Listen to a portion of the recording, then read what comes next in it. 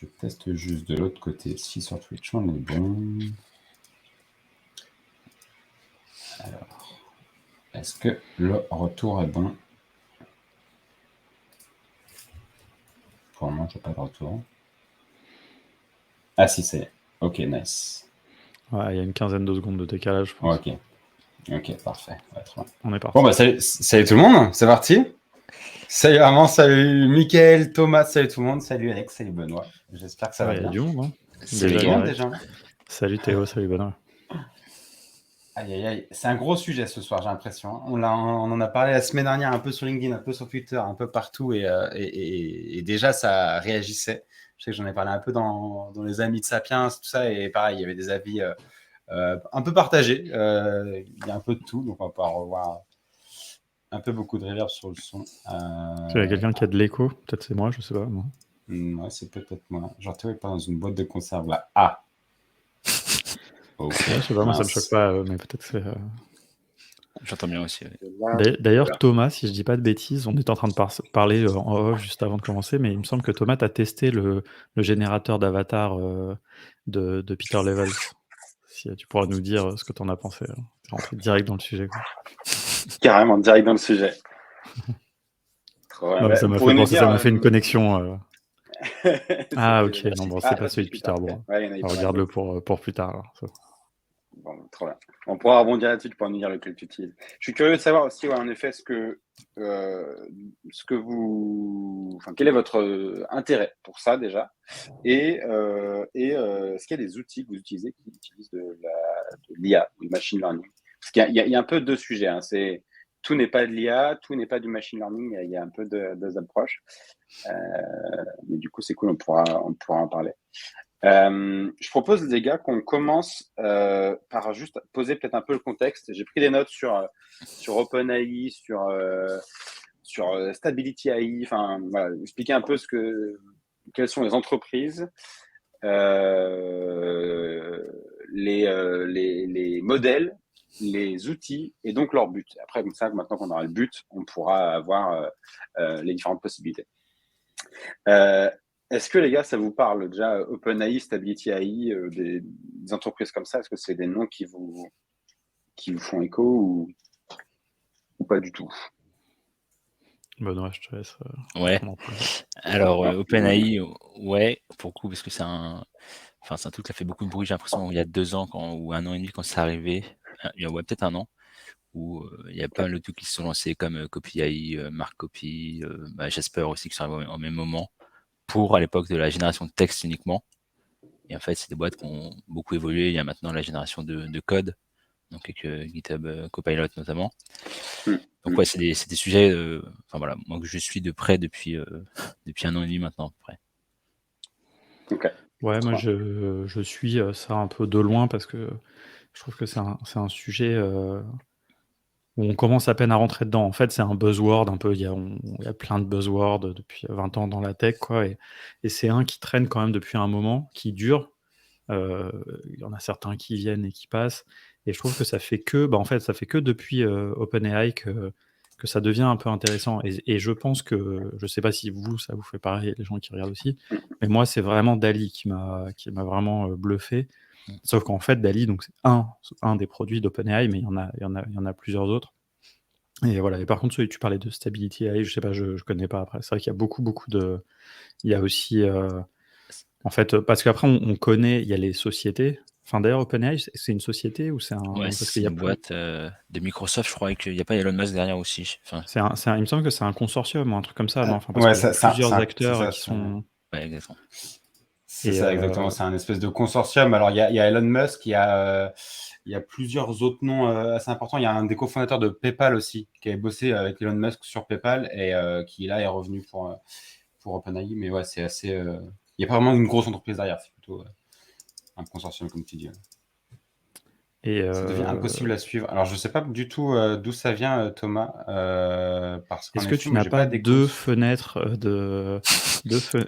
deux fenêtres de Twitch ouvertes? Ça nous est tous arrivé un jour ou l'autre. Mais peut-être recharger la page. Parce que moi, j'ai mis mon bon micro et tout, normalement. Donc, je sais pas. Nickel. Bon, pas trop, bon, ça va. Mais ouais, non, mais je trouve que vraiment OpenAI est le truc le plus. C'est un peu leur mission aussi, vraiment de démocratiser. Et donc en fait, il y a un je sais pas comment, je sais même pas bien les bons mots, mais genre un des moteurs derrière, c'est GPT-3. Ouais, Parce qu'en fait, c'est on a des beaucoup des parlé modèles. en fait de parler de GPT-3, donc Mm. qui était intégré. D'ailleurs, Benoît, tu avais fait une petite démo, comment tu avais appelé GPT-3 depuis Webflow, etc. Mm. Et puis voilà, et puis ils ont différents produits. Et Ouais. voilà, moi, c'est Dali vraiment qui m'a le plus bluffé, même si GPT-3, c'était quand même assez impressionnant, quoi. Ouais. Sur Bah, certains usages, en tout cas. Et il y a c'est ça en GPT. fait. Là, voilà, allez, très bien. La transition est parfaite. Il y a GPT-4 qui arrive. Et c'est pour ça que je pense que c'est intéressant. J'ai pris quelques notes sur GPT-2, qui était là donc avant, la version intérieure, qui en fait avait pour rôle de générer des textes. C'est vraiment la base. C'était, bon, bah, on a un prompt, ça nous génère des textes. La petite histoire, c'est que ça s'est un peu arrêté parce que c'était estimé comme trop dangereux. Parce que ça se basait sur du coup des ressources trop larges et donc le texte généré pouvait assez rapidement devenir haineux ou voilà, ou avoir des termes non respectueux, on va dire. Et donc, du coup, il y a GPT-3 qui a été développé par la suite. Juste à titre d'information, alors, je ne saurais pas précisément dire à quoi ça correspond, les paramètres, mais en gros, GPT-2 repose sur 1,5 milliard de paramètres pour générer. Et GPT-3, c'est 175 milliards. Vous voyez, c'est quand même... Ça, c'est des paramètres ou des données qui ont été absorbées?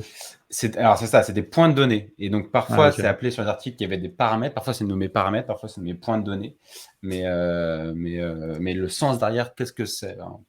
Je ne saurais pas dire précisément en quoi ça consiste, un point de données. Pour moi, c'est juste une ressource, en fait, une base. Enfin, Une base, ouais. Un item d'une base, on va dire. Une collection. Donc, ouais, voilà, c'est ça. Et donc, GPT-3, c'est 175 millions, milliards, elle est bonne. Et il y a une rumeur qui dirait que GPT-4 est en liste pour aller vers les 100 trillions. Mais c'est apparemment cette rumeur-là est démentie. Ouais. Ouais, ça a été démenti parce qu'en gros, il y a. Alors, je fais un peu un parallèle. Donc là, on parle d'OpenAI avec les GPT. Et je vais vous parler un peu de ce qui est développé par Nvidia et Microsoft qui s'appelle Megatron, qui lui repose sur 500 milliards, mais Un par bon contre nom est de beaucoup plus méchant lent. des années 70, quoi. Exactement, là on est dans Transformers. Ouais, c'est ça.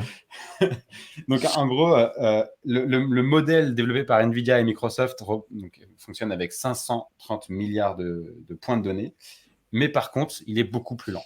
Donc ce nombre de points de données n'est pas forcément un indicateur de la puissance ou du fait qu'un modèle soit meilleur que l'autre. Et il y a un modèle qui s'appelle Palm, qui a été développé par Google et qui vient de dépasser ça, qui est à 540 milliards. Mais là encore, c'est pas du tout quelque chose qui va être dépassé par GPT-4. On est plutôt sur l'ordre d'une quantité inférieure, mais d'une meilleure compréhension. Et donc voilà, je rappelle juste, GPT-2, son rôle, c'était l'écriture de contenu. Et GPT-3, c'est la compréhension et le traitement du langage naturel, qui sont les objectifs de base. Comprendre, en fait, un prompt et l'interpréter. L'interpréter, que ce soit en image, que ce soit en texte. Donc on voit, en fait, beaucoup d'outils. Donc là, on a fait l'entreprise, on a fait les modèles et on rentre dans les outils. On voit beaucoup d'outils qui apparaissent, notamment sur nos fils d'actualité, pour faire de la génération d'images. On voit Dali, il y a Stable Diffusion, il y a Midjourney, voilà, Midjourney, exactement. Et tous les trois, en gros, ils ont le même rôle, c'est on a un texte et on génère une image. Alors par contre, ils n'ont pas tous les mêmes approches. Dali a plutôt une intention d'aller faire quelque chose de réaliste, Stable Diffusion d'aller faire quelque chose de beau artistiquement, et Midjourney, on est dans un entre-deux. Donc c'est un peu au choix, quoi. Ça dépend de ce qu'on recherche. GPT-2, qui devenait raciste, enfin raciste, voilà, tous les termes racistes, antisémites, il y avait un peu de tout. Mais c'était considéré comme trop dangereux. Et donc, ça a été. C'est pour ça que c'est uniquement le 3 qui est ouvert. Je ne sais pas si c'est Mathilde a fait référence à la même chose, mais je me souviens qu'il y avait une expérience, il me semble, de Microsoft qui avait fait un bot qu'ils avaient publié sur Twitter. Et donc, en fait, c'est les gens qui l'avaient fait devenir raciste. En fait, c'était tous les gens parlant avec lui avaient fait que, du coup, il était devenu raciste, quoi. Enfin, donc, c'est un peu bref. C'est ça, en fait. Après, là, du coup, on lui a mis le lien. Ça fait le lien, ouais, voilà, exactement. Il y a de Microsoft. Et en fait, voilà, ça, c'est des outils qui ont des buts différents et ces outils-là peuvent être utilisés par d'autres outils qui sont plus user-friendly, comme Avatar AI par exemple, Interior AI par exemple. Enfin, il y a plein d'outils également. Je ne sais plus sur quoi repose Snips, Benoît, toi, c'est GPT-3 ? Yes, exactement. Ok. Bon, on va pouvoir en parler si vous voulez. Ouais. J'ai noté, vous allez voir, plein de possibilités offertes, parce que là on parle de génération de texte depuis un prompt, donc un texte qu'on va rentrer, génération d'images, mais on peut également générer des vidéos, de la 3D, du motion. Donc là c'est vraiment comment dire, un environnement en 3 dimensions qui va s'animer. Donc on pourrait dire une personne avance et à un moment se baisse. Et dans ce cas-là, on a dans un environnement 3D voilà, un avatar qui va se créer, qui va faire les actions qu'on décide. On peut créer de la musique, on peut créer des applications. Alors là, j'attends de voir l'application. Je pourrais vous montrer. J'ai eu un petit insight, une petite vidéo, mais c'est pas exceptionnel non plus. Et ensuite, ça va être beaucoup. Donc là, on a donné un input et ça nous sort un output, une donnée sortante. Et donc là, il y a pas mal de choses un peu différentes aussi. On peut passer d'une image à de la réalité virtuelle. Donc, on va donner quelques références et en gros, l'outil va se baser sur notre image de référence pour construire un écosystème en 3 dimensions, en 360, et donc dans lequel on pourra regarder, qui va générer en fonction de là où on regarde. La réalité augmentée, on peut transformer des articles en images. Par exemple, si vous avez écrit un blog, ça peut vous générer une cover. Donc ça, c'est intéressant aussi. C'est des cas d'usage qui peuvent être assez cool. Et ensuite, on a quelques exemples de podcasts qui ont été générés avec notamment la voix de Steve Jobs qui a été réutilisée pour refaire des épisodes de podcast. Donc si jamais on veut remplacer Alex pour le podcast, on pourrait récupérer sa voix et générer des nouveaux épisodes. On a fait des concerts avec des voix de Ouais, voilà, ça pourrait être le futur. Johnny. Mais voilà, il y a vraiment plein de choses, des prédictions sportives, comment dire, du fashion, donc de la mode, en fait, du vestimentaire, du photo-scanning, enfin, il y a plein de choses. Souvent, c'est comment combler le vide. Et donc, quand on a, par exemple, une image et qu'on souhaite imaginer ce qu'il y avait autour de la Joconde, ce qu'il y avait autour d'une œuvre, et bien là, voilà, l'IA va travailler pour se baser sur le contenu qui est existant pour créer. Et donc ça, en fait, on peut l'adapter à plein de modèles. Mais je pourrais vous montrer plein d'exemples. Est-ce qu'il y a des exemples, vous, les gars, que vous connaissez, que vous avez vu passer, des choses comme ça que vous avez vues récemment, pendant que je reprends tous les messages? Alors moi j'ai rien vu de plus que ce que tu as cité, c'est un gros nombre de trucs.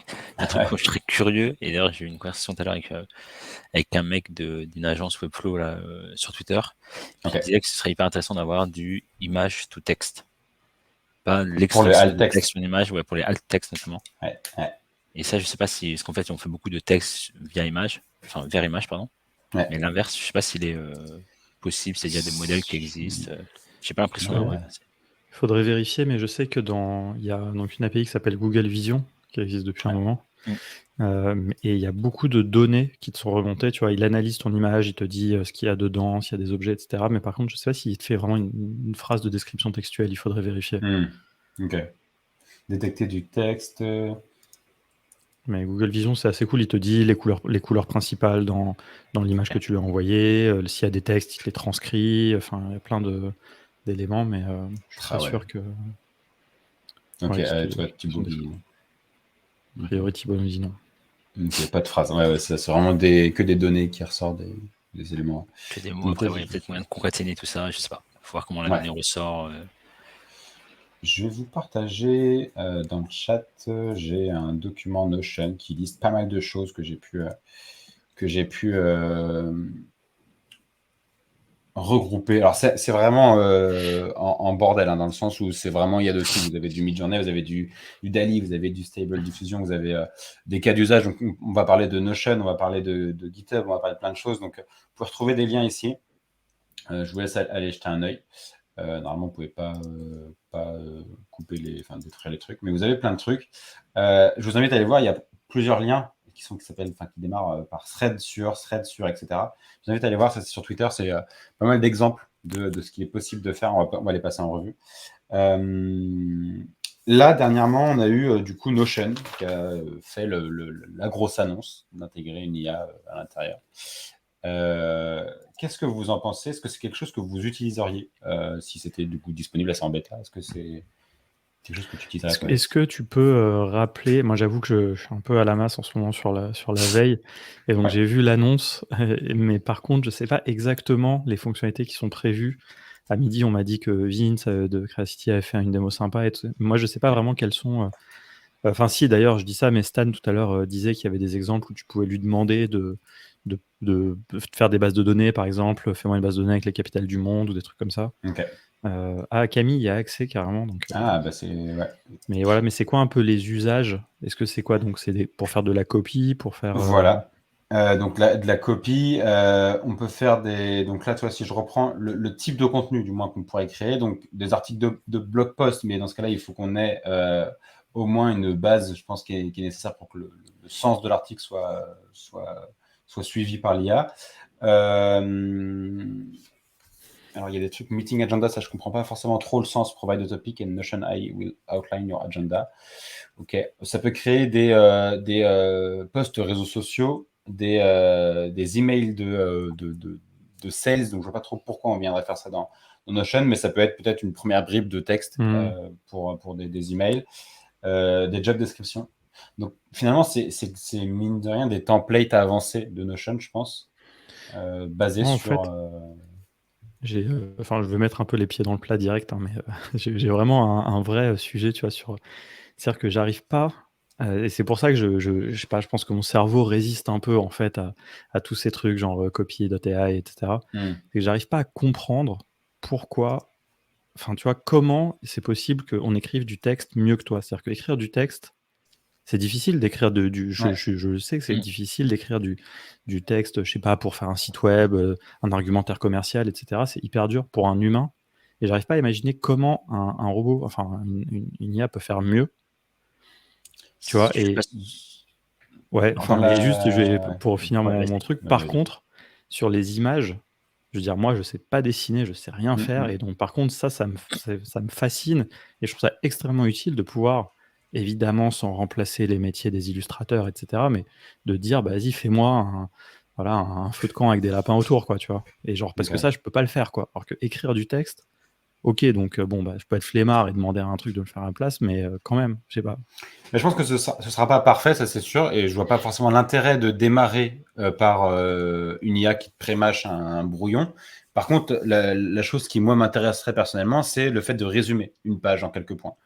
Là, de faire un genre Ok, pour ça, conclure, ouais. et ça, ok. Donc là, c'est-à-dire que l'IA est capable de comprendre le contenu et de dire, bon, bah, ça c'est important, ça l'est moins, etc. Et donc on en refait une phrase et enfin, une liste de points avec des données importantes. Mais au-delà de ça, non, je pense pas que je serais utilisateur non plus.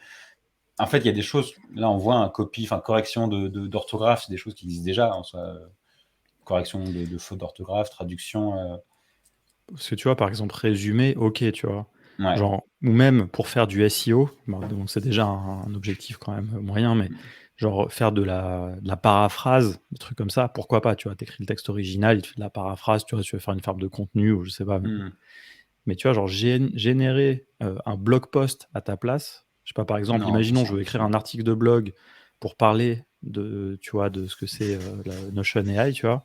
Ouais. Bah, je sais pas. Alors, je suis curieux, hein, c'est pour ça, vraiment, dans le chat, n'hésitez pas à mettre ça, mais moi, je sais pas. Il y a un côté de moi, vraiment, je trouve ça un peu triste, quoi. Mais bon, Je pense qu'il y a une question aussi qui est pas forcément de générer de la qualité, mais de générer de la quantité. Tu parlais des SEO ouais. justement, Alex.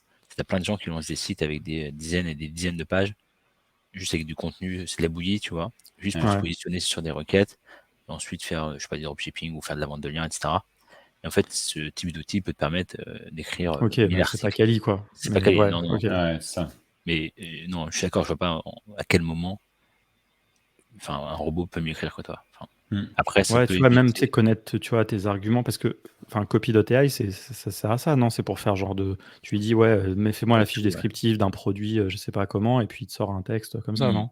Ouais. Moi, j'ai accès pour le coup à Copilot.ai et je l'utilise assez rarement, mais enfin, t'as plein de trucs, mais ouais, c'est ça. Mais ce qui est pas mal des fois, c'est quand tu t'as plus trop d'idées, tu vois, tu mets un peu tes, je sais pas, 5-6 points, et lui, potentiellement, il va t'en générer 5-6 autres, tu vois. Ok. Ça peut être intéressant sur Ouais. certains cas d'usage, mais pas pour écrire un texte de 1500 mots tout seul. Ouais, Thomas et Camille disent c'est pour combattre la feuille blanche. Ouais, peut-être aussi. Ouais, pourquoi Ouais, pas, hein. Non, mais c'est vrai, hein, c'est pas évident. Après, franchement, c'est dur, hein. Moi, je veux dire, j'ai du mal à écrire, etc. Mais après, tu vois, le truc du SEO, moi, ce que je trouve un peu fou, c'est ce côté où, bah, en fait, on va demander à des intelligences artificielles d'écrire du texte qui va être lu par des robots, tu vois, par les robots de Mm. Google, quoi.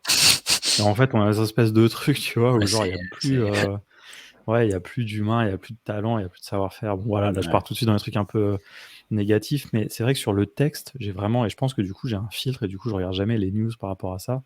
Mm. Et c'est pour ça que je suis un peu passé à côté du truc de Notion, quoi. Et alors, Ouais. alors que je suis complètement fasciné, c'est pour ça que j'avais envie d'être là ce soir, limite, c'est pas pour avoir tous ces trucs, c'est les autres choses qui existent, tu vois, où ça remplace des choses Mm. que tu peux vraiment pas faire. Enfin, ça remplace après, voilà, hein, ça remplace pas des illustrateurs, c'est juste on peut pas toujours se payer des illustrateurs, par exemple, quoi.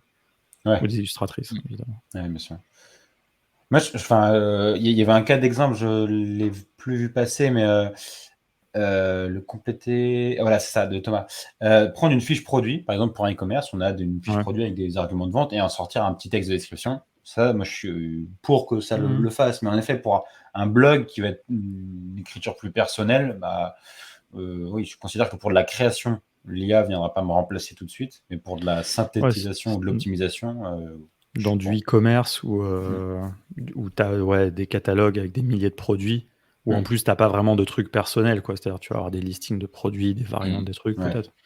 Non, mais je peux imaginer un peu, hein, des contextes, mais ces contextes pas très quali, quoi. Mais bon, après, c'est peut-être pas ça Ouais. qu'on veut. Enfin, comme tu dis, comme disait Benoît, c'est vraiment du je volume, pense. quoi. Ouais. Ok, bon, bah, Notion AI, alors à surveiller de près, voir un peu ce qui est vraiment Mais c'est vrai, du possible. coup, je comprends pas l'intérêt en fait de Notion. Enfin, je peux comprendre l'intérêt de Notion de se lancer là-dedans, mais en soi, ils vont juste rajouter une interface. En fait, c'est comme fait copy.ai, enfin, ou d'autres tools, sauf que c'est au sein de Notion. Mm. Ouais, Ok, et en termes de pricing, ça change quelque chose ou pour comment le ça va moment, on se n'a Je pas passer? pense que plus c'est d'infos. compris Peut-être dedans, que hein. Camille. Ok, Ah, parce que du coup, mais est-ce qu'ils disent sur quoi ça repose? Parce que je peux supposer que c'est pas eux qui ont développé le modèle derrière, quoi. je Qui pense ont pas, non. développé et Je entraîné crois pas qu'ils en le parlent sur la modèle. page. Donc peut-être que d'ailleurs le truc c'est copier en fait, copier AI ou un truc comme ça, quoi. Ouais, Je ça se pense trouve. que c'est GPT-3 parce que CopyEye Ouais, ouais, se base sur GPT-3 et t'as pas le droit d'utiliser une API qui utilise l'API ouais, ouais. d'OpenAI. Mais d'ailleurs, Mais c'est intéressant parce que, enfin, je rebondis sur un truc que j'ai vu Stan, il disait automatiser, traduire les fiches produits sur des sites web. Mais en fait, la traduction, ça fait des années que ça existe. En fait, il n'y a pas besoin d'intelligence artificielle, il n'y a pas Ouais. d'intelligence artificielle dans la traduction, quoi. Il y a des excellents maintenant moteurs de traduction, et ça, c'est très bien, quoi, enfin voilà, qui sont des trucs qui ont été entraînés, etc. Et tu prends un je DeepL, voulais, ouais, ça fait le taf. ouais, oui, voilà. Ouais, ça. Et d'ailleurs, il y a un truc, oui, non, je pensais à un autre truc. J'avais rencontré quelqu'un il n'y a pas très longtemps où il y a plein d'outils, par exemple, qui font de la transcription. Genre, tu leur donnes une vidéo et ils te font le transcript de ta vidéo. Ah, bah, Descript. Descript fait Ouais, ça. par exemple, Ça, c'est ouf. Descript, ou il y en a Ouais. plein, AppyScribe, etc., qui Ouais. après, éventuellement, font de la traduction. Et en fait, le gars, il me disait, mais en fait, derrière, tous ces outils, mais sans exception, ils utilisent tous l'API de Google, en fait.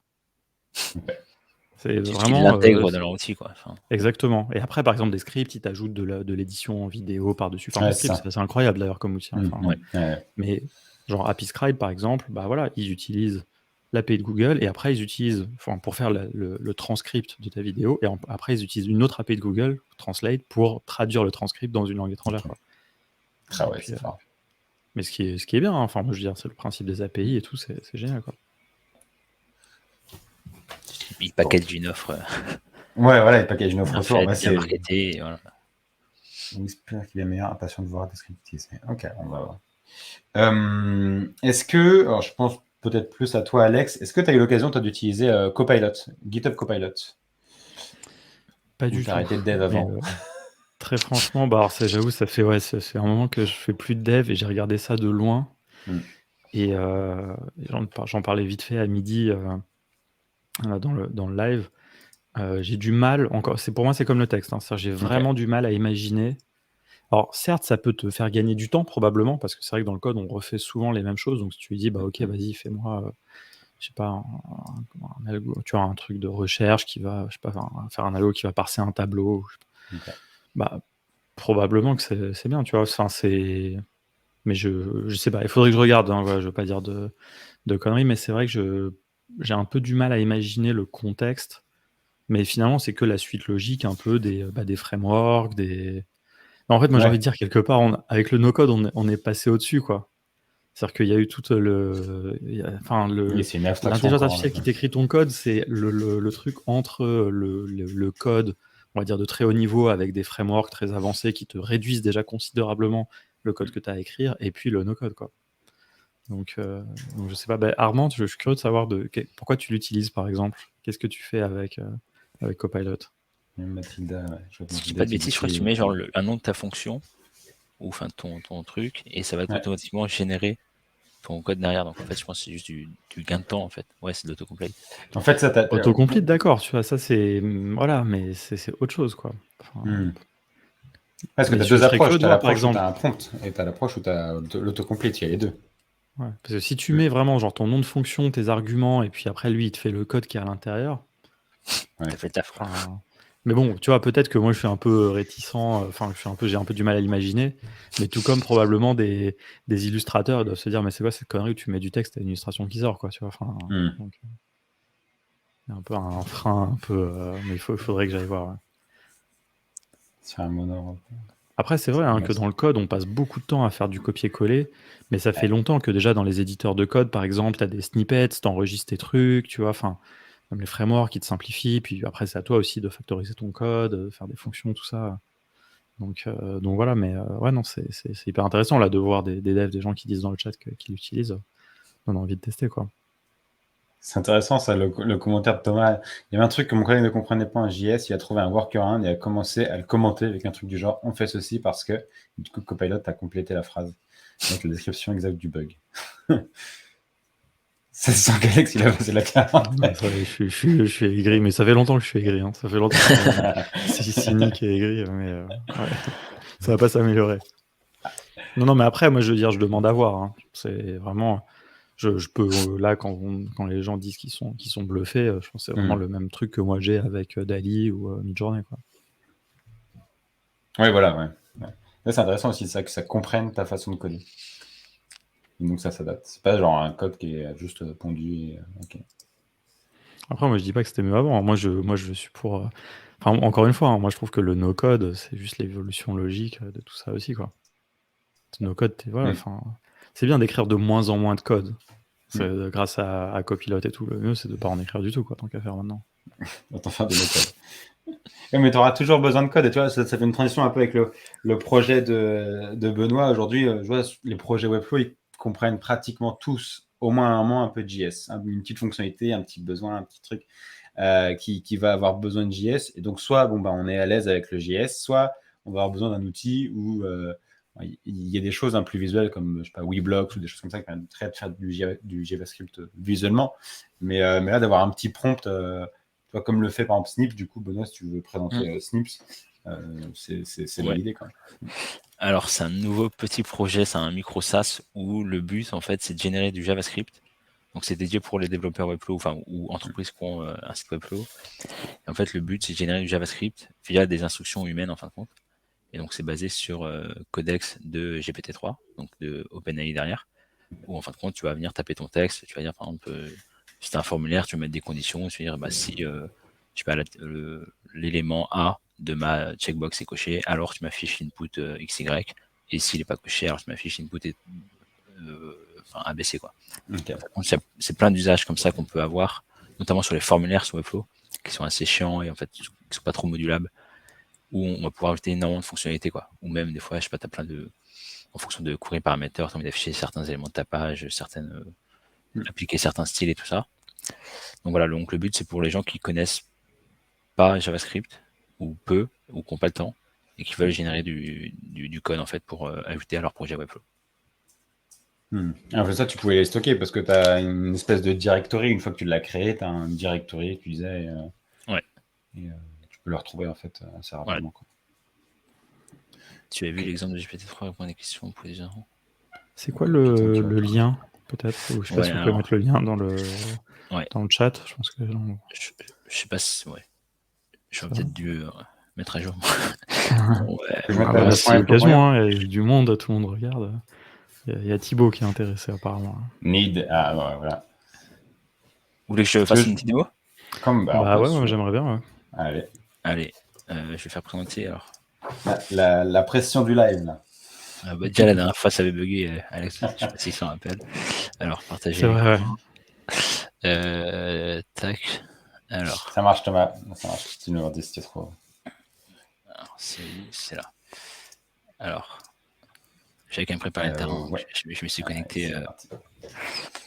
Vous voyez bien mon écran là? Ouais, nickel. Ok, donc là en gros, on est sur interface qui est très MVP. Donc le but c'est de faire un truc assez simple, et, de le sortir et voir s'il y a de l'intérêt ou pas derrière. Et donc ici, en fait, on va pouvoir mettre notre prompt, donc notre instruction, ça va générer un snippet qu'on va copier-coller.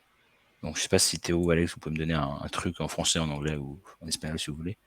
Un besoin. Un besoin, voilà, exactement. Ouais. Bah, l'affichage d'une section, s'il y a un élément dans l'URL,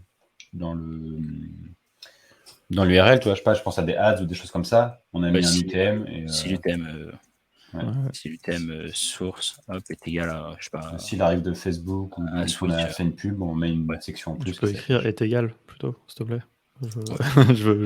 Tu crois que je triche? Il teste. Donc je fais un truc comme ça, merde. Hop, je vais faire générer. Donc j'espère que ça va pas bugger parce que j'ai des petits bugs derrière. Donc c'est Xano qui est en base de données. Donc là, ça me sort le truc. Et en fait, je peux le copier-coller directement dans mon Webflow. Et donc là, je peux partager tout mon écran, mais en fait, tu le copies-colles dans ton Webflow. Et il n'y a pas de raison normalement que ça marche pas. Donc Alex, toi qui es développeur, tu pourrais peut-être nous dire si a priori ça se Non, c'est bien par contre. Oui, c'est ça, oui, tu as écrit. Oui, c'est ça. Et là, on a fait un formulaire pour un client où il y avait 25 écrans, un truc assez costaud. Ouais. Et en fait, on a tout fait.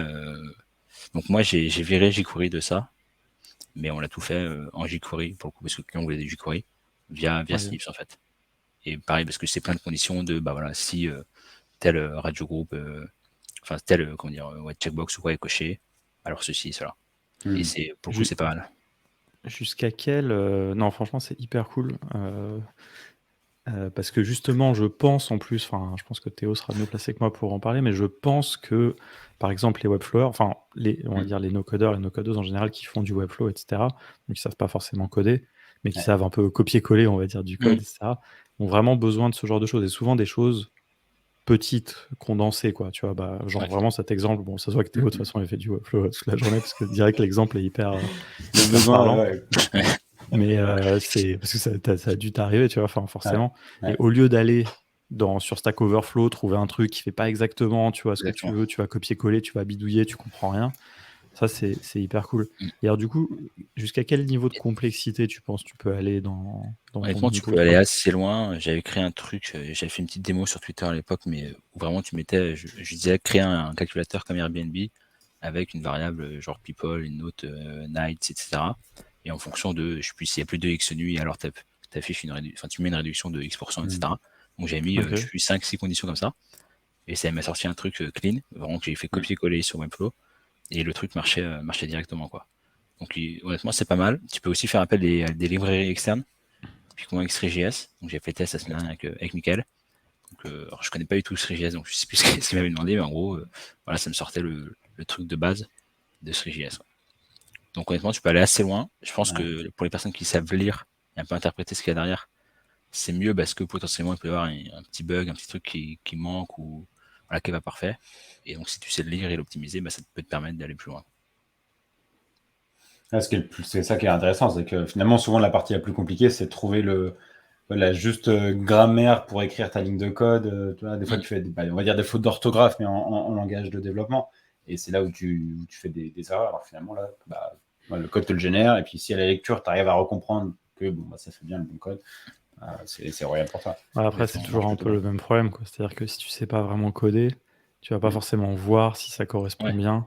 Oui. Mais après, voilà, ça peut être une partie d'éducation aussi là-dessus, tu vois. Un peu de doc. Après, bon, si tu sais pas, tu fais copier-coller, tu mets en live et tu vois si ça marche. Mais tu vois, moi après, c'est ça que je trouve cohérent avec Copilot, c'est que c'est un outil pour les développeurs, quoi. Donc déjà, quand tu es développeur, je pense qu'il y a des bonnes chances que tu saches expliquer bien à l'intelligence artificielle, on va dire, ce que tu attends, quoi. Aussi. Donc c'est ça qui aide potentiellement. Mais là, tu vois, là, ce que tu proposes, je pense que ça a du sens aussi parce que ça enfin, j'imagine que toi, tu veux pas le faire spécifiquement pour Webflow, mais tu t'attends quand même à ce que les gens l'utilisent dans un contexte plutôt de front-end, par exemple. Ouais, complètement. Bah, le but, en fait, Et la target, après, c'est plus un positionnement, tu vois, mais en gros, je me dis, bah, je cible les mecs de Webflow parce que je suis crédible aussi sur ce truc-là et comme moi, je l'utilise tous les jours, bah, je me dis que du coup, si moi j'en ai bah, besoin ouais, et non, que ça marche, il y a potentiellement d'autres personnes qui sont dans le même besoin. moi, j'ai l'impression que c'est un contexte qui est juste assez pas trop complexe, quoi, on va dire, pour que on puisse, tu vois, décrire, que des gens, même qui sont pas codeurs, puissent décrire clairement ce qu'ils veulent faire. Ouais, Parce que complètement. ces circonstances, ça va être beaucoup gérer des affichages, gérer enfin des Ouais, c'est ça. conditions, comme tu disais, des formulaires, c'est des choses. Et en plus, est-ce que du coup, j'ai une question parce qu'il me semble que c'est le cas avec OpenAI, c'est-à-dire que quand tu fais tes trucs, en plus, ça entraîne encore plus le modèle ou pas spécialement? Avec OpenAI, Je suis pas sûr. bonne question. Alors, Parce que c'est là la différence entre une IA et le machine learning, c'est que je suis pas certain que. Parce Mais que là, ce qui est- quand tu appelles l'API d'OpenAI, tu vois, tu Ouais. lui donnes des modèles, non? Enfin, franchement, j'avais testé vite fait hein, il y a longtemps. Ouais, en donc, gros, bah, t'as plusieurs façons t'as deux principales selon moi. C'est soit tu prends donc l'API et Ouais. tu donnes pas aucune instruction et donc ça va générer un truc en fonction de ce que eux ils ont en base. Et tu peux aussi lui donner donc d'autres codes. Donc en gros, tu vas dire bah voilà, typiquement je vais Des copier-coller exemples en ça, fait de choses qui des ont bien exemples, exactement. marché. Voilà, Ouais. je vais mettre ça en input et je vais dire bah ça c'est l'output qu'il me faut. Ouais, ouais. Tu en donnes 2, 3, 10, 1000 autant que tu veux quoi. Et donc plus tu vas lui en donner, bah, plus aussi il va aller certainement sur les trucs, enfin pas certainement mais c'est sûr, sur les trucs que toi tu lui as donné. Après tu as d'autres paramètres sur lesquels tu peux jouer. Donc là, le niveau de créativité, alors je sais plus comment ils appellent ça, température, je crois. Ouais, la température. Ouais. Ouais. Et donc, ça peut te permettre de jouer avec le modèle aussi, quoi. Mais moi, j'ai généré quelques trucs en fait que je lui ai donné, notamment pour pas, parce qu'en fait de base, il utilise var pour les Ouais. variables. Et alors, je sais pas pourquoi, je suis pas dev, mais je crois savoir que c'est plus une bonne pratique et qu'il faut plutôt mettre let ou const. Un petit peu un petit peu déclassé. Ouais, c'est des questions de Ouais, portée et tout. Bon, Ouais, franchement, voilà. moi, je suis plus au niveau là-dessus, mais Et donc, oui, maintenant, c'est. typiquement, c'est le genre de truc que j'ai donné enfin, que j'ai dit. Donc, je lui dis, bah, tu me sors plus de trucs avec var et tout ça, quoi. À part si Ouais. ça vient d'une librairie externe, auquel cas tu prends vraiment le code que la librairie te donne, ça. Non, mais c'est intéressant Peu parce que, orienté, quoi. du coup, t'entraînes pas, tu contribues pas à entraîner le modèle derrière qui Non, il est n'y a de pas de. OpenAI, mais par contre, toi, t'affines tes requêtes avec des choses que tu sais être bonnes, Ouais, et ça, tu peux en rajouter toujours plus quand ouais, tes utilisateurs, plus ils en utilisent. Tu vois, exactement. parce que tu pourrais avoir, par exemple, un bouton, enfin, c'est le principe de l'apprentissage supervisé, tu vois, tu pourrais avoir un bouton où les gens, ils disent, bah, Ouais, ça, c'est bon, tu vois. ouais bah, Et c'est puis ce que toi, j'ai tu envie de lui mets faire, un quoi. bad. Ouais, j'ai envie de le faire pour, en gros, un truc genre en favorite. Comme ça, le mec, quand il ira ici, bon, j'apprends ici, mais en gros, quand il ira ici, il pourra dire, bah voilà, ça c'est mes favoris, je sais pas quoi. Et donc, moi, ça permettra de savoir aussi quels sont les meilleurs que je peux mettre, comme tu dis, Alex, dans mon modèle, quoi. Ah, c'est hyper intéressant. Hein. Ah ouais. Donc, voilà. Donc, C'est intéressant, où tu lui précises Ouais, avant d'ailleurs, s'il veut utiliser ou non use Ouais. jQuery. Je vois ce que dit. Il y a ce que Thomas dit, c'est intéressant. Par exemple, un bon usage de Notion AI, ça serait effectivement d'écrire les formules Notion à partir du texte, quoi. ouais. Et ça, Mais c'est ça, des choses, à mon avis, qui sont pas non plus hyper compliquées, quoi. non. Là, j'ai vu quelqu'un qui faisait ça sur Bubble, qui faisait du Excel, enfin des formules Excel via OpenAI, via intelligence artificielle, quoi. Pareil, je pense que c'est pas hyper complexe. Il y a un peu de logique derrière, mais je pense pas que ce soit. Il y a, enfin, c'est justement dans la suite, dans Power Apps, etc. Il y a toute une partie où tu peux, c'est même en vocal, je crois. Si je dis pas une connerie, mais en fait, tu lui dis, fais-moi une requête qui récupère les utilisateurs, etc. Enfin, mais du coup, c'est vachement contextuel parce que c'est vraiment par rapport à l'appli que tu fais. Si tu as fait une base de données avec des utilisateurs et des trucs, et tu lui dis, et lui, il va t'écrire le code. Enfin, le code, c'est des formules en fait dans Power Apps, et ça te facilite vachement la vie, quoi. Ok. Ouais. Pour que j'utilise pas du tout ces outils Microsoft, mais ouais. Ouais, non, franchement, moi non plus, mais j'ai vu ça on en a parlé dans les fonctionnalités, quoi. Oui, mais tu vois, c'est Ils en drôle parce parlent que un peu. Microsoft, du coup, il commence à l'intégrer un peu partout parce que je voyais un article et je me l'étais noté pour après. Microsoft Designer, qui est leur outil pour faire du design, embarque de la génération d'images. Qui va bientôt sortir d'ailleurs, je crois, Microsoft Designer. En fait, c'est pas encore sorti. Ouais, c'est pas encore sorti. Ou ça vient tout juste de sortir, je sais plus, mais effectivement, même Tout Canva début. vient d'ajouter Je Exactement. sais plus quel est le truc derrière qu'ils utilisent, parce que je suppose que c'est encore une fois Dali ou Midjourney ou un truc comme ça. Mais dans Canva, en fait, ça va être dans tous les outils pour faire du design. Maintenant, il y aura ça. Ça paraît logique. Ouais. Enfin, Bah, c'est pour ça que là, c'est vraiment la suite. Il y a un. Alors, ça s'appelle Magician.design. Magician. Qui, du coup, est en fait un plugin Figma qui a un accès un peu limité pour le moment. Et qui permettrait également de faire. Donc, ça, c'est le visuel que j'avais partagé. Je vais partager mon écran. Partager l'écran. après Canva, parce que Camille elle nous dit que c'était claqué au sol. Après Canva, je crois il y a 2 trucs. Il y a genre tu lui dis, ah non, c'est dans Microsoft Designer en fait. C'est pas vraiment pour générer des images en tant que Canva, telles, je crois que j'ai mais c'est pour lui dire, genre fais-moi une slide, enfin ou genre par exemple une affiche pour un concert quoi. Un truc comme ça, c'est pas juste, c'est aussi la mise en page, les typos. Enfin, C'est texte ou image, donc c'est ça, using design. Il me faut que je raconte. Ok. Ouais, donc on n'a pas apparemment plus c'est pas d'infos terrible. ici. Dans le chat, Ouais, ça reste Camille et limité. Thibaut disent que c'est. Et ben, et tu vois, et Ah, donc c'est du le coup il y a début, ça hein. côté Figma. Ouais. Côté Alors ça Figma, c'est on quoi? peut Ah, c'est générer dans des images. Figma. Mais Ouais, c'est un c'est un truc plugin. annexe. C'est un truc, Ouais, c'est un c'est ça. plugin. Ok, ouais, c'est des gens en dehors. C'est ça. Et du coup, ça peut donc générer des icônes, des images et du texte, et ça peut te réoptimiser ton texte. Là, tu mets un texte et il te propose des approches alternatives. Donc, il se base sur ton texte pour en générer d'autres. Donc là, pareil. Une main qui tient de l'eau, ok, en icône, bon, bah, il te le génère et tu retrouves tes ressources. Il te le génère ou il va te le chercher? Parce que Ah, bonne question. ça, c'est du flaticon limite, non? Ouais, je pense que ça va chercher dans plusieurs librairies. Mais Ouais, parce que c'est ça, il y a tellement maintenant aussi de ouais. non-project et tout ça, il y a des immenses librairies de trucs où de toute façon tout existe déjà, quoi, limite sur ce. Ouais. Mais cela dit, c'est assez cool. Ouais. Tu Ça vois, fait le la copie. copywriting, Mais en c'est fait, tu marrant. fais ta phrase, et là, en gros, il va te proposer en dessous des solutions, des autres suggestions pour Ouais, c'est optimiser incroyable. ta En fait, copie. c'est vraiment les mêmes outils. Enfin, en fait, on va retrouver tout dans tout, même dans Notion. Peut-être tu auras, Ouais.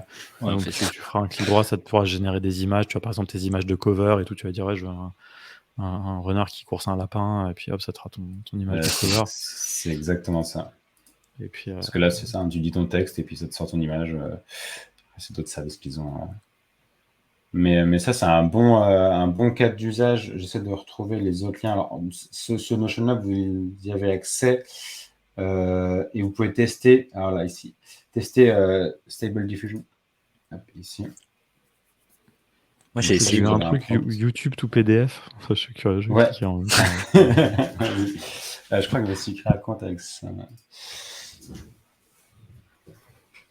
Mais ouais, celui-là, on peut tester Donc là, on a l'opportunité. Ok, donc il faut que j'écrive ma phrase en bas. Qu'est-ce qu'on peut se tenter comme phrase en anglais?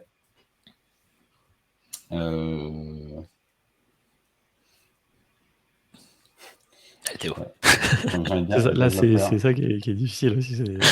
C'est marrant parce que, enfin, j'écoutais dans le rendez-vous tech ces derniers temps, ils ont beaucoup parlé de justement tous ces trucs de création d'images et tout.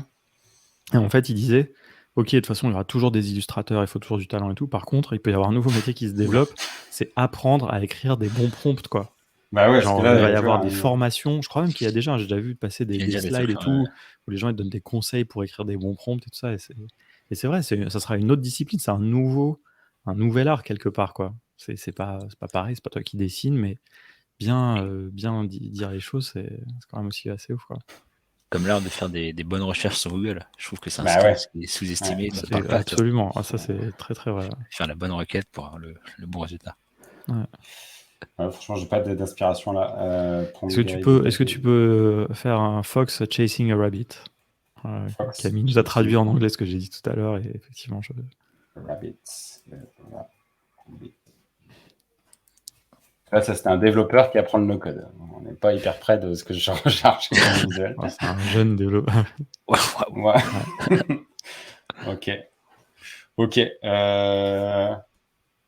Bon, tant pis, on n'aura pas notre On renard. n'aura pas notre. D'ailleurs, on dirait, il est chelou. Hein, Non, il est petit problème. Et là, on est sur la version 1.5, donc il y a la 2 qui est sortie déjà depuis. Ouais, c'est un peu mieux. Il n'y a toujours pas le lapin, mais. Non, mais c'est marrant Ok. parce que dans Dali, il y a pas mal de trucs de. D'abord, tu spécifies le sujet, ensuite tu dis le style. Enfin, il y a plein. Ouais. Enfin, quand Voilà, tu peux écrire n'importe comment, mais. on peut s'ouvrir Dali, comme ça vous allez voir Dali 2. Et donc là, voilà, test description, on peut donner des exemples de ce qu'on recherche en train de faire telle action et Ouais. avec en plus des styles différents. Il y a des Donc ça, c'est choses des folles, visuels. hein, franchement, il y a des trucs magnifiques qui sortent. Enfin, il y a Ouais.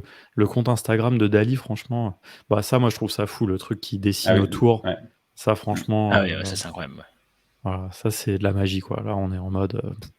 Et t'as pas quelqu'un qui a fait un plugin sur Photoshop ou un tool comme ça d'Adobe, je crois, justement Bah, pour ajouter au sein de Photoshop alors, des images. c'est pas forcément nouveau. Il est capable, enfin, Photoshop est capable de reconstruire le décor en se basant sur le contenu. Donc ça, ouais, c'est quelque chose que Photoshop pouvait déjà faire. Ok. Mais par contre, je pense qu'aller à ce niveau-là de vraiment imaginer complètement, je pense que ça, non, c'est impossible. Voilà, ça va vraiment imaginer une cuisine à droite. Enfin, c'est Ah, c'est fou. impossible. Et donc voilà. Et donc, ouais, des images de base, des retouches, on vient ajouter des éléments. Finalement, ça en sort des visuels, mine de rien, assez quali. Tu ne vois pas forcément trop le détail. Et puis voilà, ici, faire des variantes, par exemple. Dans différentes approches, différents styles. En fait, Peter Level, c'est avec fou, Avatar AI, c'est des variantes d'un. Ouais, Je sais c'est pas ça. si c'est Avatar Dali AI, je l'ai là. tout en haut, je crois. Parce qu'en soi, ouais, tu mets des images de toi, si je dis pas de conneries. Ouais, ça, tu mets une image de toi et t'en Ouais. génères d'autres. Enfin, il demande que tu en mettes 15 ou 20, je crois, pour avoir des bons résultats. Et après, Ok. il te génère plein d'images dans plein de styles différents, quoi. Ouais.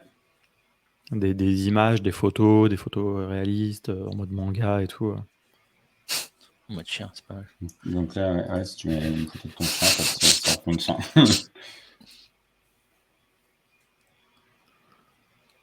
Il y a un esprit Game of Thrones aussi. Hein. Ouais. C'est un peu comme bah, des filtres, mais vraiment le level au-dessus, quoi. Ouais, ah oui, voilà, toi, c'est ça. Donc 10 close-up, 10 plans rapprochés, 3 de côté, 5 avec les épaules et 3 en full body. Et après, il dessine et il fait croire que c'est l'intelligence artificielle. Voilà. Et là, par contre, ça coûte que 39 €. Il n'est pas hyper rentable. 39 $. Faut être très bon. Très très bon dessin, quoi. Il est vraiment très très bon. Il y avait celui-là, moi, qui m'avait bien plu, Intérieur AI, Ouais, c'est ouf. où tu mets, Ah oui. tu mets des un photos de chez intérieur toi, et hein. ça veut te. Alors, j'ai pas forcément de photos de chez moi là sous la main. Surtout, ce qui est ouf avec ça, je trouve, c'est la vitesse à laquelle ça va. C'est-à-dire qu'en un quart de seconde, il va te générer un nouveau truc. Ok, bon, on va chercher design d'intérieur. Bah ça, c'est Peter Levels aussi, hein. Ouais. Non Ouais, ouais. C'est d'ailleurs, c'était le premier truc qu'il avait fait, je crois, très vite. D'accord. Et puis après, je pense qu'il s'est dit, ah ouais, putain, avec les avatars, ça pourrait encore mieux marcher. Tiens, on va dire que Et je crois qu'il ça, voulait c'est mon vendre appart. Ça, c'est ma maison. Qu'est-ce que tu disais, Benoît?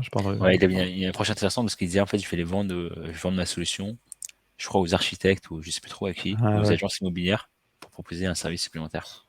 Ouais. Bon, il va falloir donner mon mail. Il avait fait d'abord This House Does Not Exist. C'est drôle, putain. Très fort. Il est très vite. Créatif, ouais. Okay. C'est toujours sur le moment qu'il faut que je clique sur mes emails. Ok. Non. Bon, on regarde pas, ne regardez pas les emails. Vous avez les emails de Max ISO. Je fais une pub pour Max ISO. J'ai pas reçu ton mail. You will get better render. Non, c'était pas. Ah, voilà, intérieur AI. Ok. Ok, bon, ça c'est bon. On upload notre petite photo de mon chez moi qui n'est pas vraiment chez moi. Question annexe. Tu utilises Arc, Théo? Ouais. C'est bien ou pas? Parce que moi j'ai testé en fait et je comprenais pas l'intérêt. Si, moi j'aime bien. Le gros avantage, je dirais, c'est que toi, je trie tout dans des espaces en bas. Donc en fonction de mes favoris, de si je fais du dev ou tout. Tu vois, j'ai mes différents événements qui arrivent, le spotlight qui est chargé ici aussi directement. Et puis j'ai 2-3 sites où, tu vois, par exemple, Notion, j'ai des pages où j'ai besoin, sur des cards, de mettre les éléments les uns en dessous des autres. Donc, quand j'ai des relations, par exemple, ils se mettent en ligne et on ne peut pas leur dire de se mettre à la verticale. Et donc, ça, tu peux réinjecter du CSS pour le dire. Bon, il ne veut pas accepter mon image. Ok. Pourquoi? Bon, tant pis. Could not save your file. Bon, bah, très bien. Pourtant, elle est bien là. Donc ça Bon, tant pis, on ira tester. Tant pis, vous irez tester. Voilà, c'est franchement assez intéressant, assez impressionnant. Je vais devoir vous laisser d'ailleurs parce que leur fil. Leur C'était fil, hyper c'est- intéressant. Merci beaucoup, Bon. comme toujours. Bonne discussion. Je vous laisse. Avec plaisir. Yes. Non, c'est des gros sujets. On va surveiller ça, mais Ouais, et félicitations, Benoît. En tout cas, c'est hyper cool, hein, ton projet. Merci, Fais gaffe, merci. tu as encore ton Ça va écran sortir. partagé. Hein. Oui, pardon. Ouais, ok. Bah écoute, ouais, on va suivre ça. Tiens-nous au courant de Snips. Yes, complètement. Carrément. Merci, Alex. Je vous laisse. Merci, Alex. À la bientôt. prochaine. Salut Ciao. le chat. Ah, bah, comme ça, je reprends en même temps le Midjourney, juste dingue. Ouais, je peux vous montrer si vous voulez des choses de Midjourney. J'en avais mis de côté. Hop, ici. Je pourrais vous montrer, je vais vous montrer après ce thread-là parce que c'est le thread le plus impressionnant que j'ai. Ici, Midjourney, voilà. Le showcase. Et quand même, on est sur des visuels ici qui sont entièrement générés. Je trouve ça assez impressionnant. Et je rappelle, hein, comment dire, Dali, c'est orienté plutôt réalisme. Stable Diffusion, c'est plutôt beauté artistique. Donc, on est plutôt dans de l'art. Et Midjourney, on est un peu entre les deux. Et il y a quand même sur des choses assez réalistes et en même temps assez artistiques. C'est assez impressionnant comment ça fourmille de détails. Souvent, je trouve que c'est là où on perd un peu d'intérêt, tu vois, dans les IA. C'est que sur une image très large, c'est hyper cool. Mais dès que tu regardes dans le détail, bon, bah, c'est pas forcément très bien fini, c'est pas forcément très. Ouais, j'ai eu pas le truc généré avec des têtes humaines, mais en fait, t'avais Ouais. pas les yeux ou les yeux, enfin, de manière très. Ouais, très c'est chelou. ça, c'est les yeux qui Ouais. sautent. Mais là, ouais, c'est impressionnant. Hein. On voit les yeux, c'est plutôt réaliste. Je reprends ça, qui est un thread que vous retrouvez dans le Notion, qui donne en fait un état des lieux de voilà, ce qu'on peut faire avec soit du machine learning, soit de l'IA. Et on a par exemple ici quelques images qui ont été déposées en input et ça nous génère un environnement en 3 dimensions, hein, en VR. Et on voit un peu le fonctionnement après. Voilà, comment ça fonctionne. Et ça génère du coup des images qui sont hors champ. Ah, mais c'est quoi l'input de base? C'est ce qu'on avait fait là? L'input, c'était... non, on avait quelques images en amont. Alors, je te retrouve Small clips are sent from the engine to be diffused. Ouais, ça. Donc, on a quelques images. Et là, c'est accessible en plus, dérivatif.ca. Et tu vois, dès qu'on fait un focus sur un endroit et qu'on demande à régénérer, ça re-switch et ça te recrée un autre environnement. Donc ça, c'est plutôt l'image to virtual reality. On a exactement le même cas pour la partie augmented reality. Donc ça, c'est des choses qui se font un peu déjà, je dirais, c'est plus proche de ce qu'on a déjà avec du motion souvent qui est appliqué.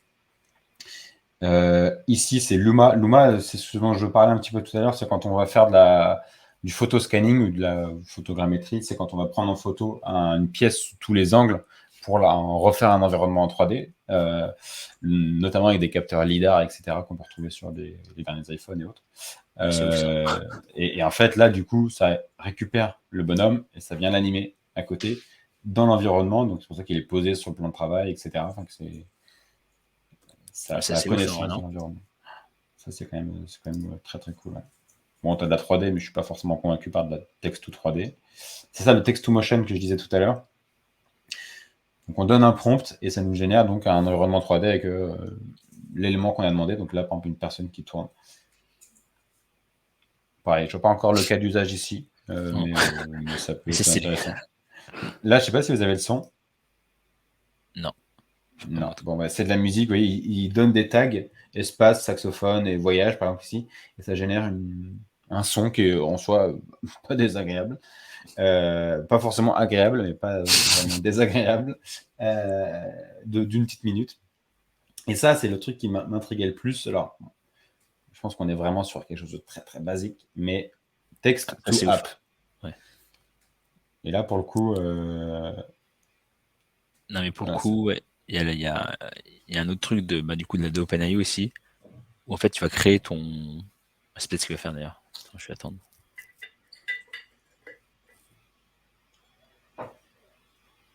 alors là, son app elle nous ressort une liste de courses, enfin une liste de recettes.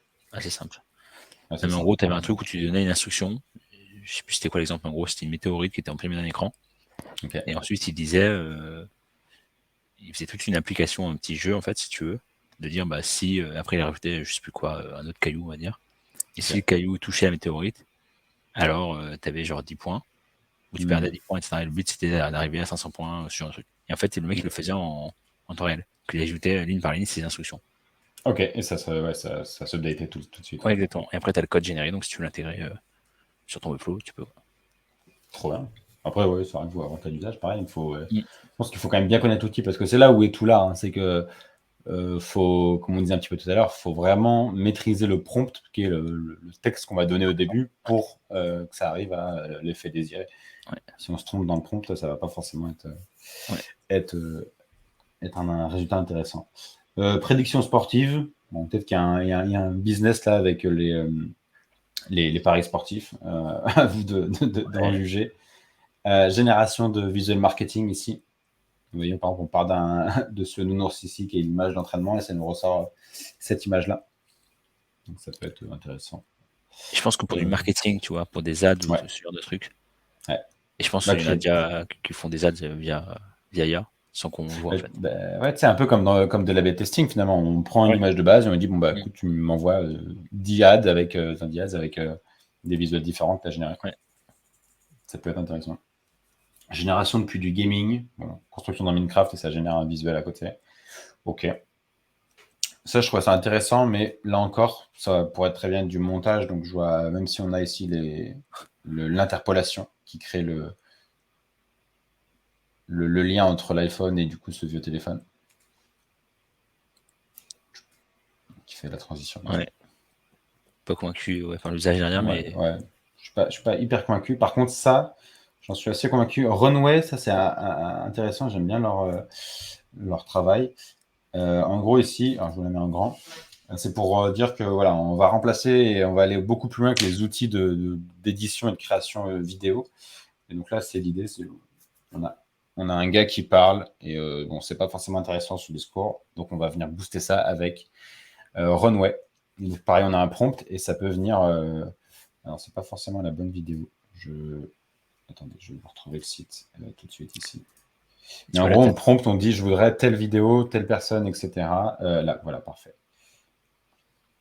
Donc ça peut effacer, ça peut venir remplacer, on peut venir générer donc des green screens, générer du contenu autour. Enfin, c'est vraiment conçu pour de la vidéo et de l'édition photo.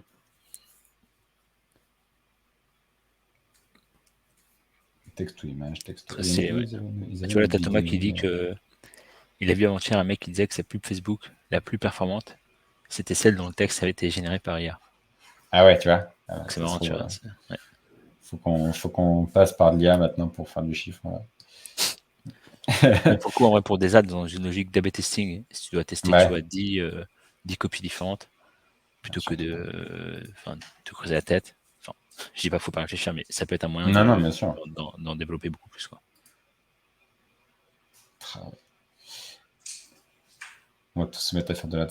Voilà, bon, tac, tac. Ça, c'est intéressant aussi à voir dans quel cas d'usage également. Mais en gros, on donne 2 images et l'IA va être capable de recréer une vidéo qui relie les 2 images. En fait, qui fait l'interpolation, donc recréer les images qu'il y avait entre les deux. Et hop, ça va créer une animation. Enfin, 2 images. Ouais, c'est sick.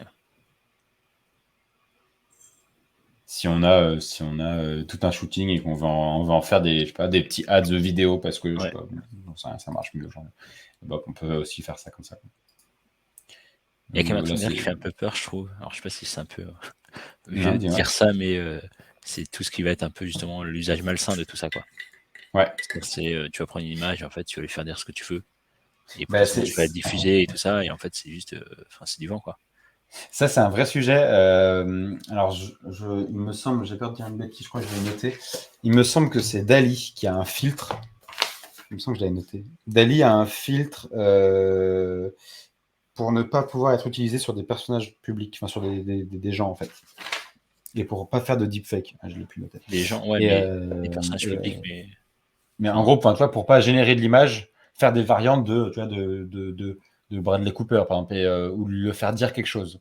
On peut pas utiliser Dali pour ça. Par contre, Stable, comme c'est en open source, on peut le faire. Le champ est possible, quoi. Mais il y a des contrôles. En fait, c'est un gros sujet et c'est ce qu'ils expliquaient dans d'autres articles. Alors, je crois que je les ai mis dans une chaîne. Et en fait, ils expliquaient que plus on a de la donnée, plus on peut faire des choses et donc plus il faut essayer de contrôler quand même ce qui est possible. Ouais. T'as Thomas qui a mis un exemple a priori de. Ah bah vas-y. Je vais revenir parce que je les ai perdus. De génération de vidéos, des personnes qui parlent. Donc je pense à partir de rien du tout, quoi. Enfin, à partir d'images peut-être et de texte.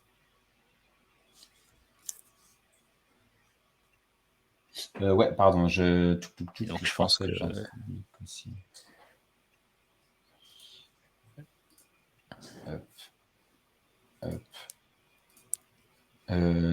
Normalement, c'est bon. J'ai partagé le lien. Alors, tac. J'essaie de reprendre. Je suis arrivé un peu en retard. Faut que je file aussi. C'est pas cool. Ok. Bonne soirée. J'ai vu un mec qui disait que ça pue Facebook le plus. Ok, d'accord. Donc, c'est ce que tu disais. Regardez ça. Génération de vidéos de personnes qui parlent. C'est un projet. Ok. Il faut que je récupère le lien ici.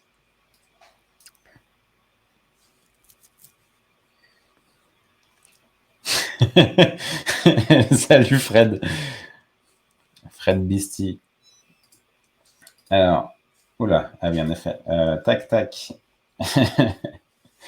Ajouter diffusion, je passe une tête, ça marche. Bah, salut, bienvenue sur Twitch, bienvenue sur le Twitch de No Code France. Ok, donc là on a. Bon, normalement vous n'avez pas le son.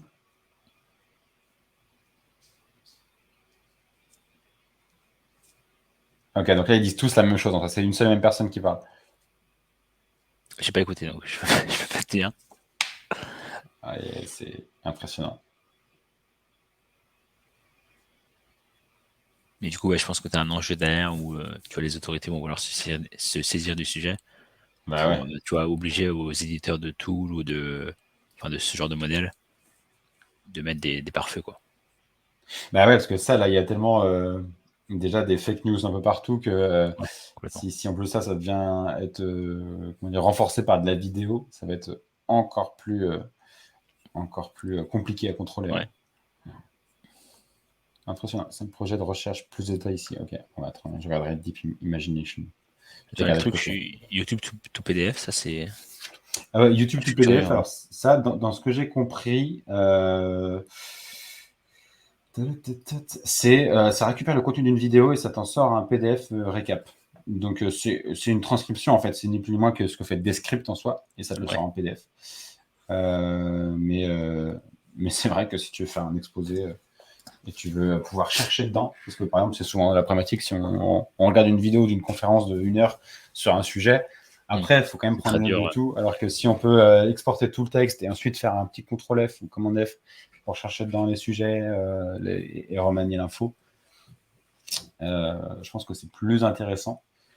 J'ai l'impression qu'il fait bon vivre d'être étudiant de nos jours. T'as quand même pas mal d'aide. On n'avait pas tout ça, nous.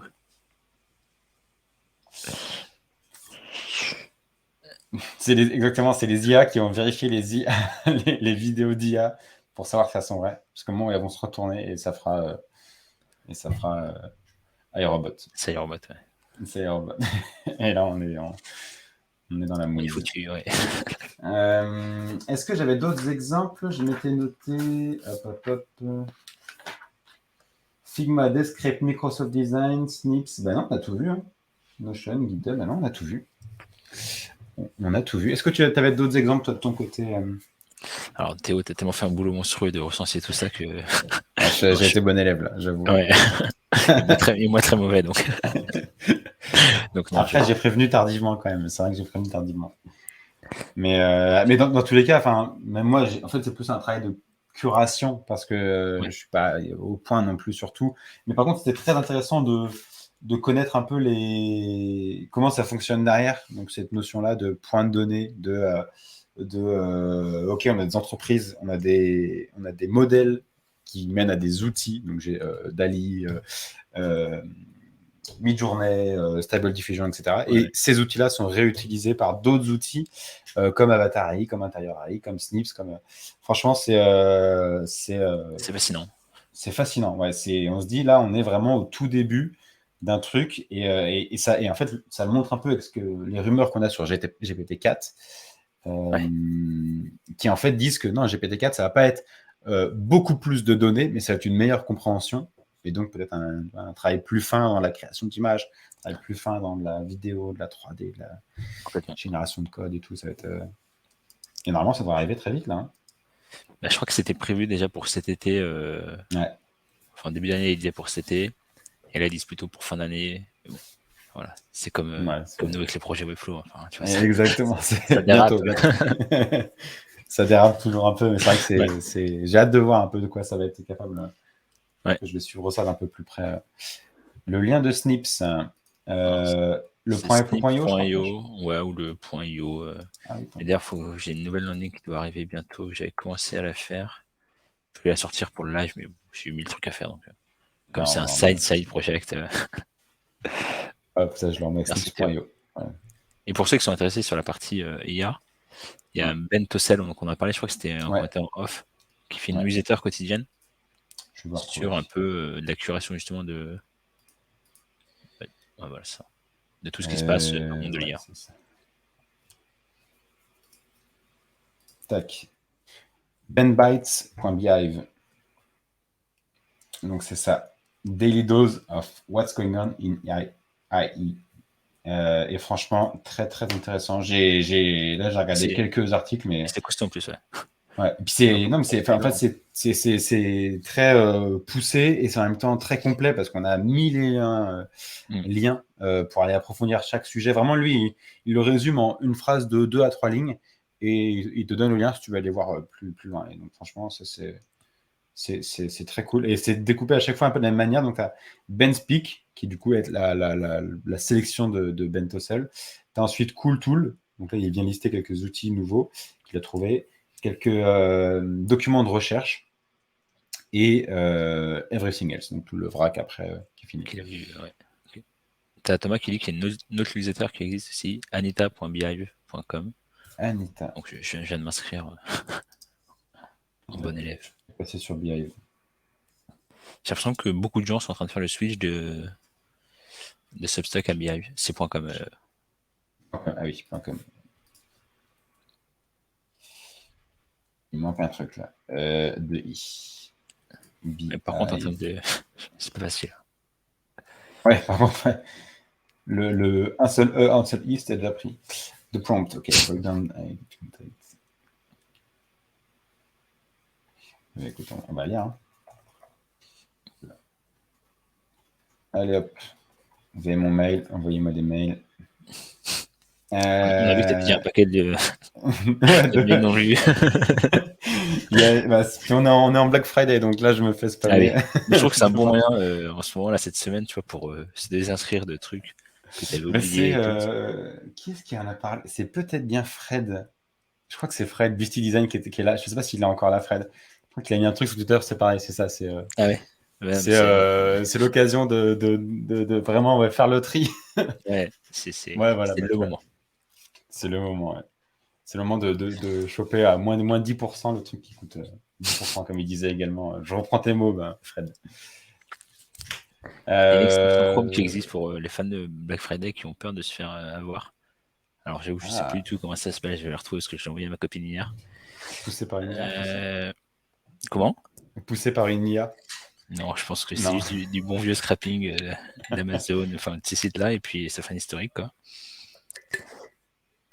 Alors, est-ce que je vais le Et donc, retrouver? ça fait quoi? Ça te bloque? Ça t'empêche d'acheter? Non, ça Qu'est-ce qui te donne juste l'historique des prix. Donc, Ah, ok. pour savoir en fait s'ils n'ont pas fait un moins 20% 3 jours avant, Hmm. enfin plus 20% plutôt, et ils te font un moins 10% et te faire croire que tu as gagné quelque chose. Alors, ça s'appelle. L'extension s'appelle Keepa. K-E-E-P-A. Donc, on sort du sujet IA et tout ça. Ok. Amazon Price Tracker. Ah oui, c'est ok, c'est pour Amazon surtout. Next, on écrit un prompt et ça te sort une archi Webflow. Ce Sinon, tu serait. t'apprends FinSuite. Non, tu vas sur Relume, tu fais Tu vois, copier-coller. Je pense que ouais, ça sera plus rapide. Rhelium, déjà là, on est. En fait, il faudrait juste, je pense, entraîner l'IA à utiliser Rhelium. D'abord une nav, puis t'as un héros, puis t'as une section comme ça. Ouais, mais puis t'as des une- templates de pages maintenant sur Relume. Ouais, c'est vrai. Ouais, c'est Et en vrai. plus, là, ils ont sorti une extension Chrome Oui. de synchronisation des classes. Ouais. Donc, je sais pas si tu l'as mis, Théo. J'ai pas Et encore là, testé, non, j'ai pas eu l'occasion. j'ai testé tout à l'heure en fin de journée. Ouais. Et c'est clean, quoi. Donc, Ouais. Ouais, ils sont forts. ils sont forts, ouais. Non, mais je pense qu'un truc qui serait intéressant, on en parlait un petit peu avec Benoît tout à l'heure, je sais plus si c'était avant le live ou pendant le live, mais une génération des alt textes en fait, en termes d'accessibilité, Ouais, c'est un travail qui est colossal, qui est pas intéressant, mais de devoir décrire toutes les images pour les personnes qui utilisent des appareils de vision assistés, etc. Ouais. Il faudra le faire. Ça, ce serait la folie. Ça serait cool. Parce que là, c'est plus moi, j'ai un client qui a 200 images à rattraper. Ah ouais. Donc, je me suis bien sûr échappé quand j'ai vu Bien ça. sûr. Mais du coup, il est en train de le faire à la mano, quoi. C'est une grosse boîte. Bon, ils ont du monde et tout, mais c'est un taf chiant, quoi. C'est pas intéressant. Ouais, là, il faut un stagiaire. Pour ça, vous laissez là. Force à vous. Courage. Beehive, qu'est-ce que c'est? On en a parlé très rapidement. C'était surtout pour dire que c'était un outil de newsletter comme Substack, par exemple, et que beaucoup de personnes passaient sur Beehive. Donc, on s'étonnait de cette montée en croissance de Beehive. Et une IA pour gagner à Warzone, carrément. Mais qu'est-ce que je serais pour une IA pour gagner à Warzone? Si tu peux faire un prompt, sortir une image, l'inverse de possible pour les malvoyants. Et ben en fait, pas vraiment. Toi, on en parlait un peu au tout début de Google Vision, mais en gros, Google Vision n'est pas capable. Donc, le rôle de Google Vision, c'est ça, c'est de décrire une image, mais il n'est pas capable de te donner une phrase qui te dit ça, c'est un live avec deux hommes, Théo et Benoît, voilà, qui parlent de ça. C'est pas possible. Là, il va te dire bon bah ok, on a un fond noir, on a deux humains, on a des données assez abstraites, et finalement, c'est pas forcément ce qui est intéressant pour des alt textes. Oui, c'est la description pure, ça encore. Hop, je vous mets le lien de Beehive avec toujours 2 i. J'oublie toujours 2 i. Et j'ai vu que Thomas s'en allait. Salut Thomas, bonne soirée. Salut Thomas. Vous êtes indescriptible, c'est normal. Ah là là, il est dans sa bonne soirée, là, le Fred. Là, il complimente. Je connais pas Fred, mais il est en forme. Il est en forme. Ah bah voilà, parfait. Très sympa le titre de Beehive d'ailleurs. Très simple, mais très sympa. Top, bah voilà. Bon, bah, j'ai l'impression qu'on a un peu fait le tour, non? Il est quelle heure là? 22h15. Bon, parfait. L'heure de la tisane. L'heure de la tisane. Une tisane et au lit. Yes. Et bah écoutez, ravi que ça vous ait plu. J'ai eu passer plein de messages disant que vous aviez bien aimé le format, notamment Thibaut de Auto aussi. J'ai vu passer chouette émission de Thomas. Bon, bah, trop bien. Ravi que ça vous ait plu. Franchement, moi, je trouve ça hyper intéressant d'aller sur un sujet que je connaissais moins pour me documenter un peu et voir un peu ce qui se fait. Ouais, c'est l'occasion de se forcer. Bah ouais, en fait, ça doit prendre du temps pour lire ça. Et franchement, j'ai découvert tout le travail de Ben Tossel. Donc, la newsletter, je pense que tous les jours, je vais aller découvrir ça, aller lire ça. Et puis ouais, je pense qu'il y a plein de domaines, il y a plein d'opportunités un peu business aussi, mine de rien. Ouais. Donc, si on a une idée qui peut coller un peu à de l'IA, ça peut valoir le coup. Mais ravi que ça vous ait plu, Mathilda Huet. Avec plaisir. Sujet passionnant, exactement. Top. Eh ben, écoutez, on se retrouve la semaine prochaine. Je peux déjà vous dire de quoi on parle la semaine prochaine. On rebondit sur... je vais te mettre le lien, Fred, juste après. La semaine prochaine, on rebondit sur un sujet qu'on a eu en spotlight avec Huey notamment et Mathilda et Armand qui était là aussi, il me semble, sur la différence entre un design system et le style guide. Et on va faire en fait un parallèle en plus avec les librairies qui arrivent dans Webflow. Et donc, on va vraiment faire une phase de compréhension et de construction d'un Webflow de OK, le style guide, à quoi ça correspond, à quel moment c'est intéressant, sur quel type de projet c'est intéressant, le design système d'un Webflow, comment on va le construire et à quel moment c'est intéressant, et pourquoi je miserais sur aujourd'hui les librairies plutôt que les templates si on a besoin de créer des design systems pour des sites pour des clients. Donc, on parlera de tout ça. Sujet intéressant. Ouais, gros sujet. En fait, Gros il y a sujet, vraiment, ouais. je fais un pari là sur les librairies, mais j'en suis assez convaincu. Pour moi, c'est ce qui va venir détrôner, je pense, les templates. Ouais.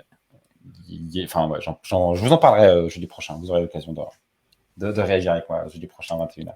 Trop bien. Merci Benoît d'être passé.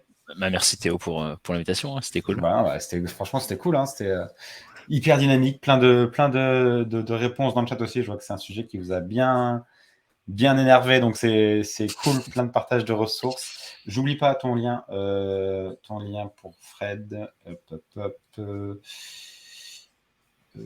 Mince alors, où est-ce qu'il est mon Notion? Là, il est là. Share, ok, copy web link.